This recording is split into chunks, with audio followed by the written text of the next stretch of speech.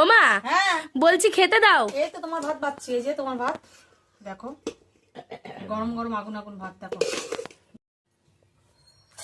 আমলকি সেদ্ধ, আমলকি আলু সেদ্ধ দিয়েছি, তো ফেভারিট খাবার কিন্তু।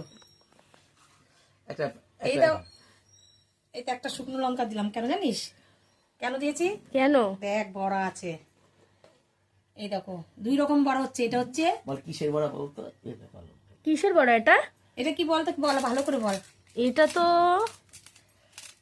উচ্ছে পাতার বড়া। উচ্ছে পাতা বড়া একদম। আর এই বড়াটা হচ্ছে ধনে পাতা বড়া।